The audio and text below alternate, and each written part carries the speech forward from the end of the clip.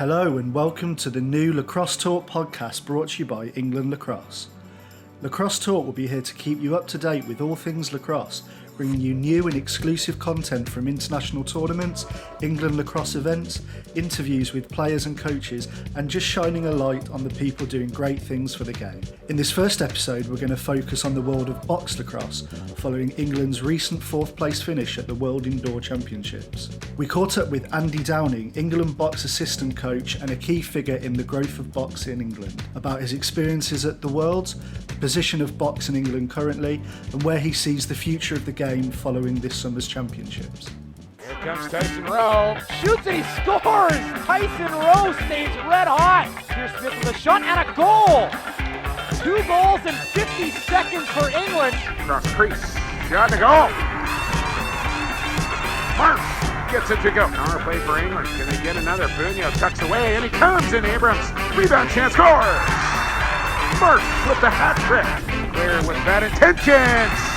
There's an effort there from Bunyo on the stop. My goodness. Finishing fourth in the end, you must have ultimately come home really pleased, really proud of the efforts over the 2 weeks. Yeah, like everyone is like surprised, kind of surprised ourselves and superseded everything that we were kind of aiming for, and we kind of a bit of a pipeline we're like we could finish fourth, we could get there, but the reality of it was just a bit unsure.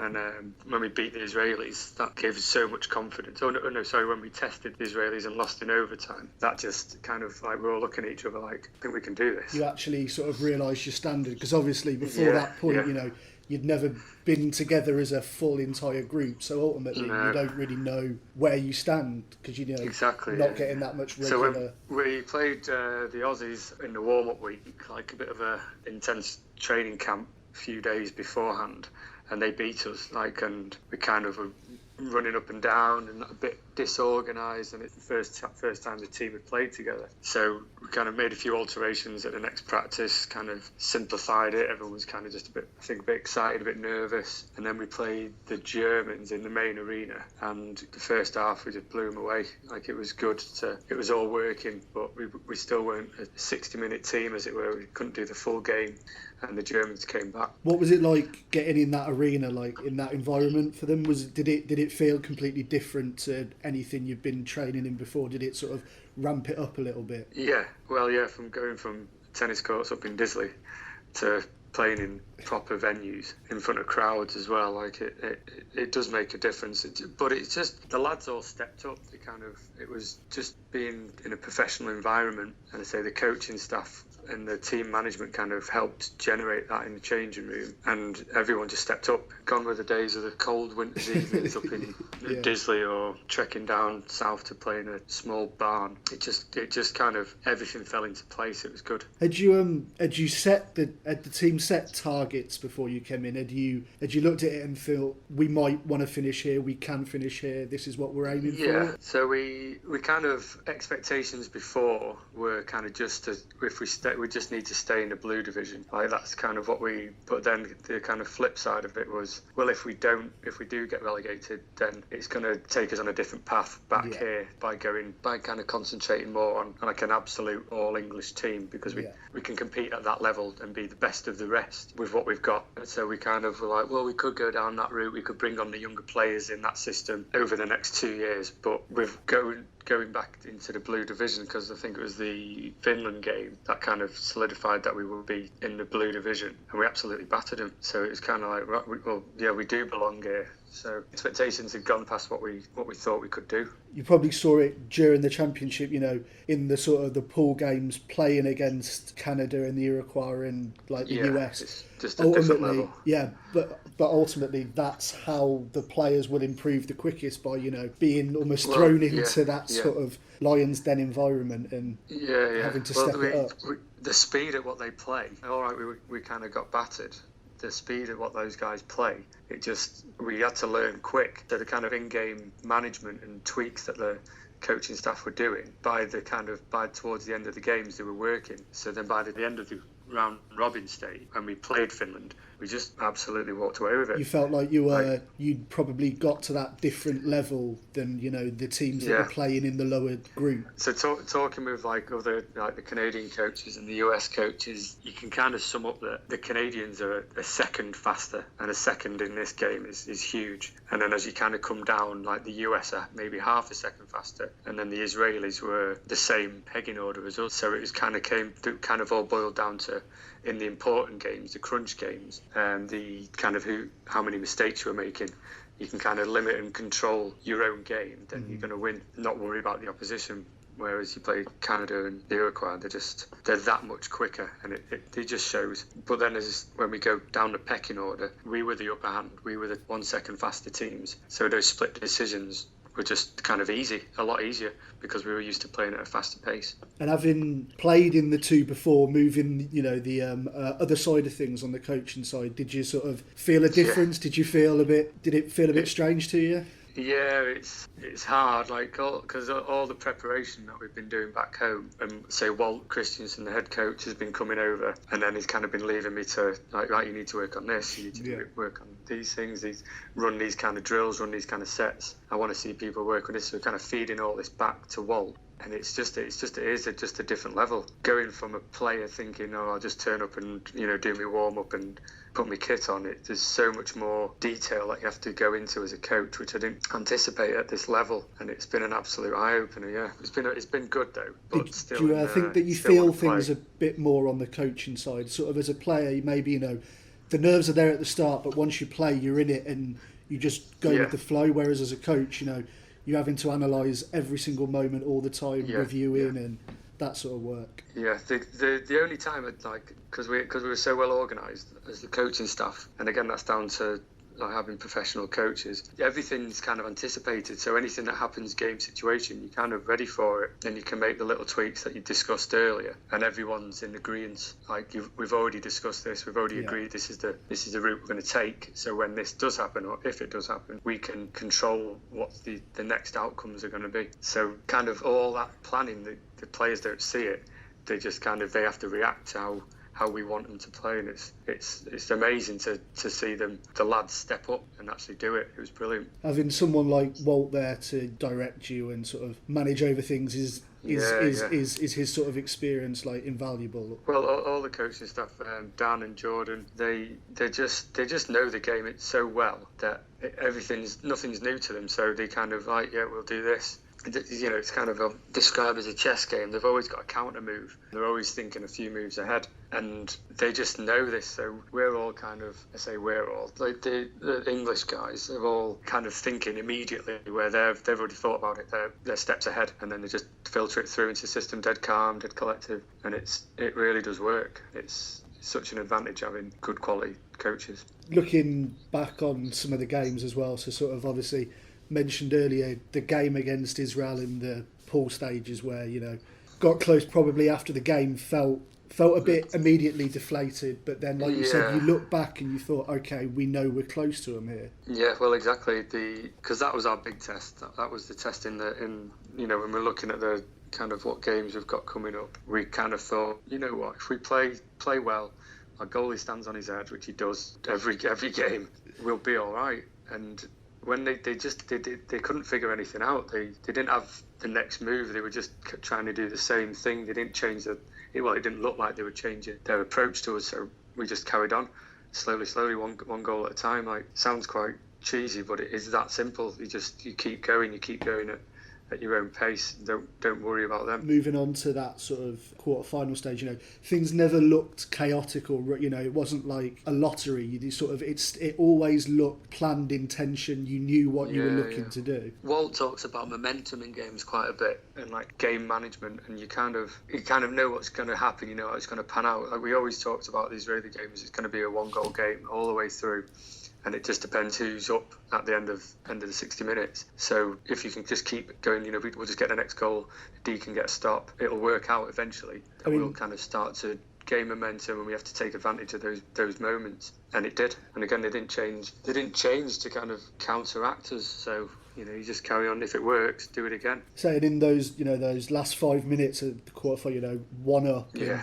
I'm sure you could probably feel it, but it seemed to be managed fairly well and sort of ran it down quite well. And you could always, but as I assume you always felt it was the one goal and it could have gone either way. But you're always hanging on. And like you said, Frank in goal, Frank Shiliano was just insane in those playoff games. He was on a level that just meant that you probably always felt like, I think we're going to get this. Part of the, like, where the D funnel their attackers to, and it kind of creates a weaker shot, a lower percentage shot. And then we knew Frank could just basically, he can pretty much stop anything. But if we funnel them into the right places and try and get them to shoot from certain spots, Frank will definitely save it. And then we knew that we had a couple of transition goals or attempts in us, and it's fast breaking her out. But yes, I think Frank had something like an 82% shot rate. Yeah, I was having a look through, and I think crazy. Of the keepers who played through all the three of their playoff games, he beat all the other keepers on percentage. It was a mammoth effort, which I suppose really is what you need, because I think you'll probably look from the other side of things. If you look at the amount of shots being taken in all the games, we were,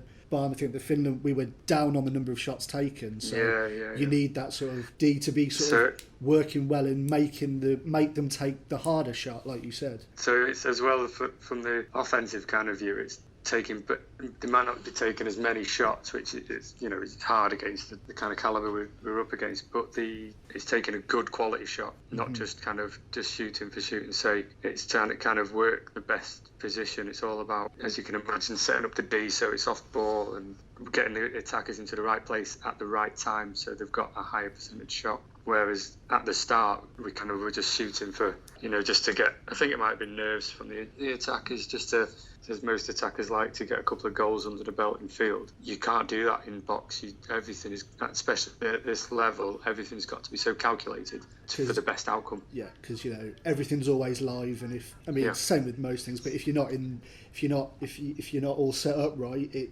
especially against someone like a Canada or like the US, you like have a poor shot and you lose the ball for another minute and it's gone again. Well, and that boils down to mistakes again. If you make a mistake in attack, it's going to potentially cost us a goal. So sometimes you'll see them rolling the ball into the corner, like they're giving up, but what they've done is killed the full 30 seconds, which has given the D a rest, and it's kind of slowed their momentum down. It's given us a bit of a boost, and that's something that tactically we do.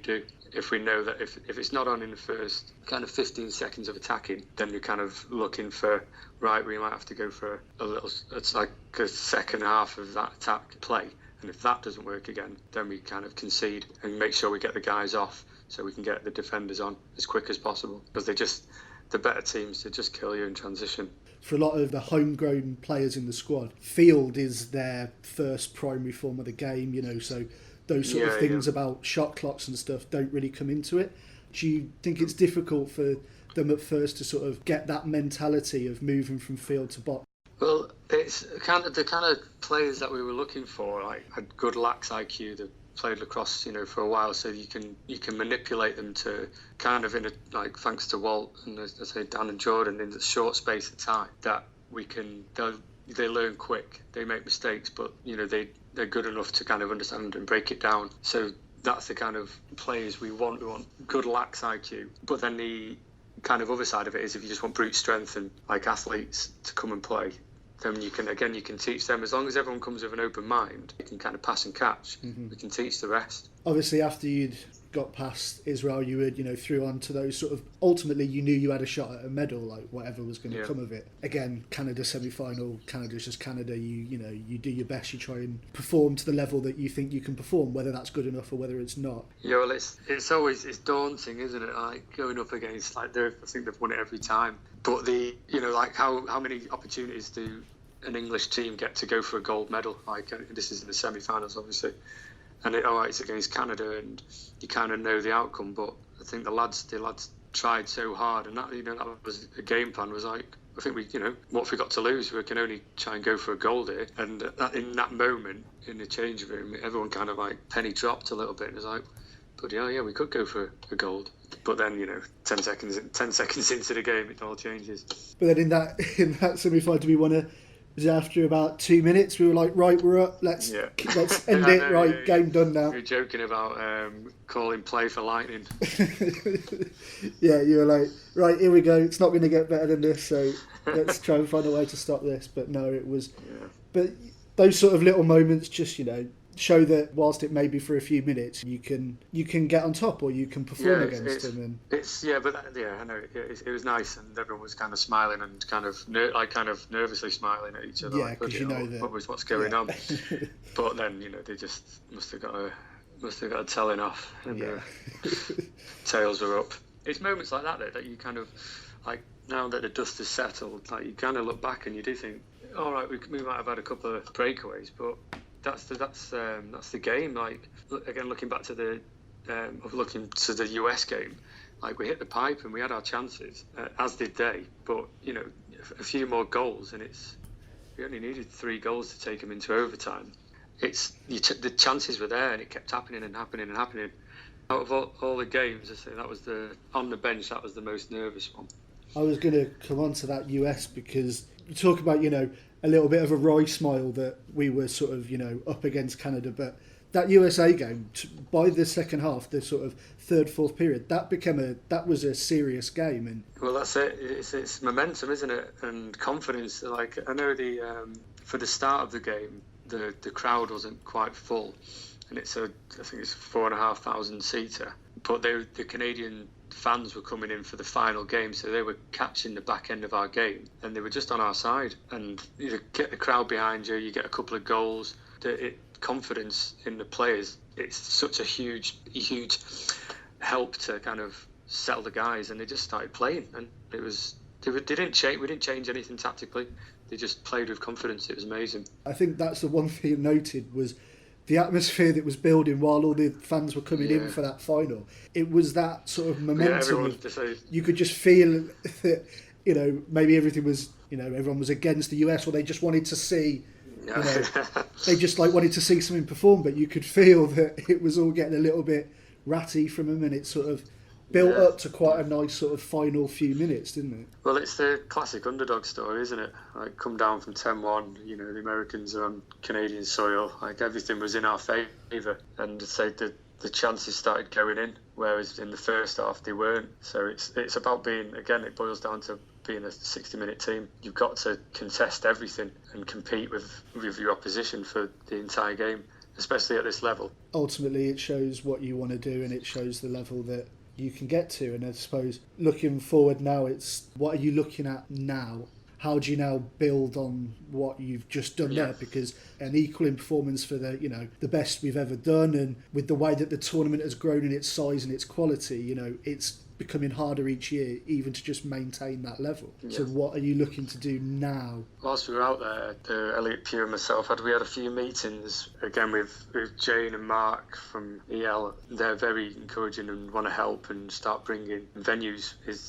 Kind of all the conversations that we had, it all boiled down, we can do this, we've got we've got the coaching staff, we've got the time, we can invest it here, but it all boils down to having a purposeful venue and multiple purposeful venues up and down the UK. So that's something we're going to start looking closely into. Ultimately, it's giving more people the opportunity to play and have a go, and to have the facilities to do that in. Well, it's one of those. Look what we've achieved with playing on tennis courts and undersized rinks, and on badly timed kind of because we, as we have to compete with the field schedules, but we're going to start implementing more box specific times in season to kind of when the pitches aren't ready or when it's snowed and rained and they get called off, it's actually be structured so we know that's going to happen.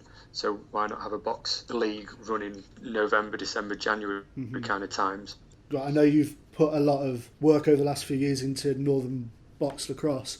Is that what you see the next step for that now, is, a league that runs over a few week period that sort of gets it in the sort of regular calendar rather than ad hoc? Yeah, kind of ad hoc, yeah. All this kind of stuff's been in our kind of business model or business plan for, we'll say 5 years, with what we're 3 years into it now, and so it's naturally going as we kind of predicted anyway. And it's kind of the time's right, it feels right. Everyone in the right position is, we're kind of everyone's saying yes at the same time. So it's kind of time to start putting some actions together and actually kind of building kind of legacy kind of venues, and that'll obviously the rest will fall into place. I know over the last year or so, especially been looking to get some of the junior programs down, the junior teams running little tournaments for the sort of on that junior level. That is that's kind of where we're focusing our main efforts. The juniors they're the future, as corny as that sounds, but they picked it up so well that the coaches were coming up to me after the tournament and saying, this guy doesn't normally play. He kind of plays every now and again. He's not the best on the team, but we put him in the box. We put him on the floor, and he's been amazing. Like, he's totally found his spot. And if that kind of encourages kids to carry on playing, like they can do, because you don't have to be shoot a million miles an hour. You don't have to be the fastest. You can go on in defence or in transition and do your job, and then you come straight off, get coached by the right people, and then you go back on the next 30 seconds. So it's in a short space of time, you can mould a player so much quicker than you can in field, that the kids are more engaged. And plus it's live all the time. You don't get time to go and get your ball out of the bush, and so it's a lot more appealing. And plus the parents loved it. Like at one moment I kind of was reffing and we looked back and the whole side of the pitch was full. The balcony was full, the bar was full. All right, it helped that it was nice weather. But it's entertaining for crowds. Like and it's something new. Of course. So I mean, ultimately, like you say, you want, when people move to box, it's through having primarily been playing field and they see it as something to give it a go. But like you said there with the junior, you almost want to start developing people where that's their favoured format. That's their that's their number one. That's their I play box primarily. It's what I want to do, and that's why you want to sort of give them the chance to be able to do that. And obviously, as you see on the sort of Canadian field teams as well, it can develop a whole new range of skills for players at a field level as well. It gives you a whole new set of skills essentially. Well, it's the kind of the main things that we found is reaction times. Like as I was talking about before, they're just so much quicker at decision making, and they know where to stand. They know where the kind of dangerous spots are. So you'll find that the guys they're passing the ball to areas with nobody in, but they know the timing that someone's coming into that area.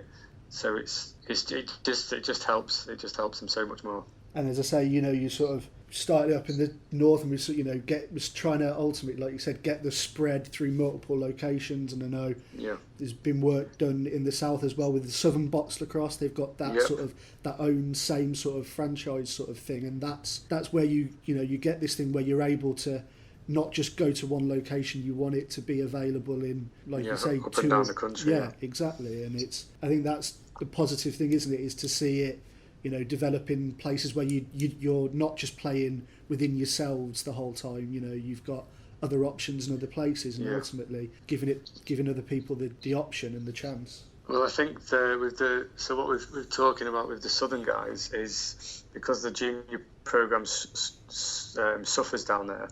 I think there's only Spencer with the juniors at the moment.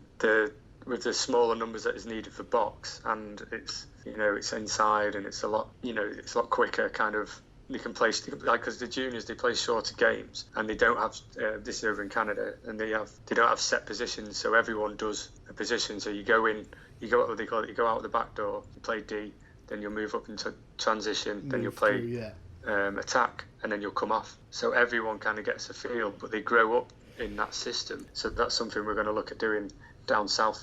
Because I say Manchester is kind of, we've got enough. We obviously could do with more, but the field teams struggle because they've got no junior programs. So we're looking at box to develop that, so we can filter through obviously, smaller numbers, smaller squads, and it allows you to get the time. And I like what you say about the that junior age. A child doesn't need to be in a specific position. They don't need to be playing. You are an attack, and that's the only thing you do. So, like you say, in that sort of small environment, it gives it's a really good and easy chance to be able to play all through the positions. And then you can kind of see where they're most comfortable as they grow up. And then you can think, right, well, maybe you should stay there, you should stay in attack, or you should stay in D now. And it does. I mean, I wish, like looking back at my career, I wish someone had put me in attack instead of defence. Do you reckon you would have Yeah. made yourself Oh, yeah. a smart little attack? You always used to say, like, defenders, always reckon that they could make the best attackers because they think that they know the movements of a defender, so they know how you would get the best of yourself. It's more exciting, isn't it? Everyone wants to score the goals. Everyone wants to be part of the plays, and that allows you to do that in box. Like those split moments, if you get a breakaway, 5 or 6 steps, and you're an attacking threat. It just ignites you, like gets the adrenaline going. Like it's worth the buzz. Essentially, looking down the line, what do you see sort of in 5 years' time on a sort of a national level for the programme? I know sort of it's been talked about through the team and the coaching staff that ultimately the goal is to try and produce a homegrown full team. Is that what you see in the sort of the next 5 years, 10 years? We're kind of leading away from the grandparent heritage of the passports, kind of Canadian players or US, wherever they come from. And we actively want those passport holding players that are non-residents to come over and engage, spread their knowledge and be part of our culture and, attend all the practices, leading up to championships and just kind of be more involved over here. But it's kind of hard because off the back of the championship, see 3 Canadian players have gone on to rosters for professional teams. So it's kind of where do they want to be in their career? Do they want to come over here? It's kind of so. But it is something we're strongly thinking about, and to have homegrown players in 5 years, because if you think about the under-14s in 4 or 5 years, they'll be ready. And if that's something that we can invest in now, then it's something that we want to invest in. We do want to do it. What you say there about sort of getting them to come over and sort of be a part of the culture, I think that's what you've seen in sort of, the other sort of the field teams, the junior teams, the players who have made the most impact on that sort of, coming over on a heritage, the impact has been made by them being around the squad a lot and sort of being involved. Yeah. And I think that's where you'll get the most out of it. Because the guys that we had, we were so lucky. Like they knitted into the team and he gelled with everybody. And for a long time, this has been one of the best England teams we've been part of. Like just to see like the camaraderie and the professionalism, and it's just all like the lads. They just fit in so well. But again, we know a few of them from the last Worlds in Syracuse, but it's the people have stayed friends, and it kind of just grows. Some of the players have actually gone out to Victoria and played, and it's all it's the bigger picture, isn't it? Absolutely, like you say, that's what you want, and obviously you recognise that in some of those positions, goalie or whatever, you probably do still need someone with that sort of extra level of knowledge. Yeah, let's say that goalie spot is a very rare spot to be that good. Like we've done well. We did well with that one. Overall, it's been another great experience for you, I suppose, as part of the box, and you see it. Is this going to have a sort of material impact on the game now for sort of the English team? Yeah, 100%. It can't, it's got too much momentum now, and you can't ignore it. The underlying fact is that box makes you a better lacrosse player. It's that simple. So why wouldn't you want to better yourself? And if we get these indoor venues, playing up in Manchester, it'd be a lot nicer, wouldn't it? You can sort of use that as a thing for people to be like, don't bother playing outside, come and play inside all the time. Well, yeah, it's more for the parents. Looking forward though, we've got an opportunity to send some kids, they want the English kids to go to Calgary on a part scholarship, and where they train and play with a team. Their board and lodging is paid for, and they kind of integrate and kind of see where they can go. Who's that through? It's through a local team. So the government, the local council has provided funding for one of the teams to reach out, like a reach out program to see what they can pull over from Europe mainly. So we are looking for potential candidates to go and do that. And I think it's early stages of planning, but it's going to be, I think, May, June, July, and we're looking for 19 to 21 year olds. Now you've said that, you're going to be inundated, I bet. Well, it's like kind of life experience as well, isn't it? Like you get to see the world by playing lacrosse. And by being in a kind of minority sport, it's more likely that you'll play for England than you would do as rugby or football. Yeah. And you get to travel, you get to see the world. Like everyone that's kind of in similar position to myself, we've all kind of seen quite a lot, and it's all down to lacrosse. Thanks to Andy for taking the time out to chat to us, and thanks for listening to the first episode of Lacrosse Talk. If you're interested in finding out more about box lacrosse, check out England Box Lacrosse on social media, or search for Northern Box Lacrosse or Southern Box Lacrosse to get involved. Please do subscribe to the podcast to be the first to listen to new episodes, and you can keep up to date with England Lacrosse on Facebook, on Twitter, Instagram and YouTube, where we'd love to hear your suggestions for upcoming Lacrosse Talk episodes.